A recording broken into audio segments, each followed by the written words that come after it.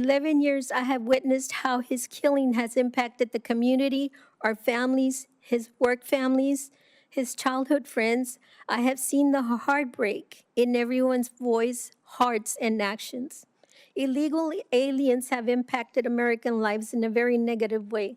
They have no regard for human life, as I witnessed firsthand. The illegals that killed Harvey also shot my husband in the back and shot at innocent children and women. My grandbabies and their friend were only 8 and 11 years old. Take a moment and imagine your child or grandchild witnessing this horror, How does that make you feel? Would you be okay with this? Had our immigration laws been enforced, our son would be here. Barack Obama failed me, my family, and our community and our nation. My husband now suffers from PTSD. He is handicapped because of the extent of damage the bullet caused. Nerves and ligaments were severed when the 45 caliber bullet traveled from one side of his waist, narrowly missing his spine before exiting on the other side of his body. I want you to know that we do not have an issue with people coming to America legally. We do have immigration laws in place for a reason, and they need to be enforced. And as politicians, you need to allow those in charge to enforce these laws. We are not a lawless nation. I myself was not born in America. I am the daughter of an American-born father and a Mexican-born mother. However, my father did not smuggle or sneak us into this country. After marrying my mother, he stayed by her side in Mexico until he applied to move us back to his country. He waited patiently, filled out all the necessary documents, and paid all the fees.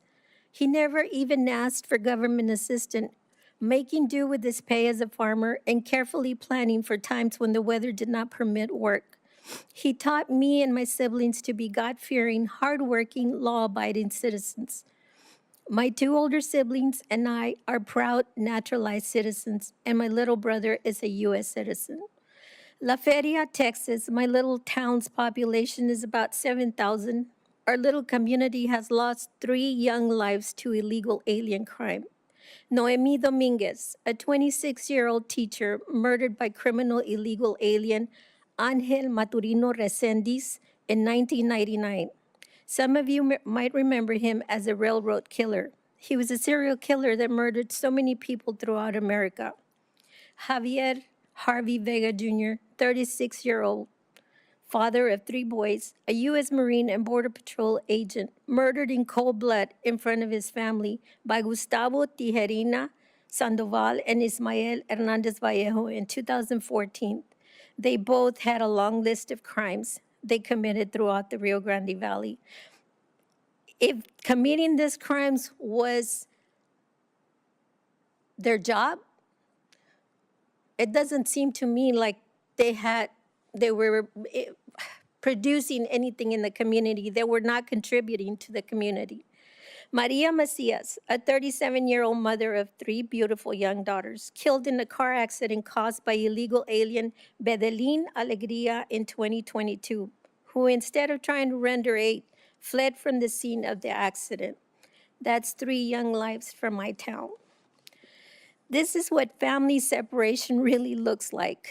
Not one angel family will ever see our loved ones again. Their lives were taken by illegal aliens. Now that you know a mother that had to shoot back to defend and protect her family, do you still believe we should have open borders? Open borders have consequences, and you can see from what I have experienced, because of the crimes committed by illegals, the pain lives with us for the rest of our lives.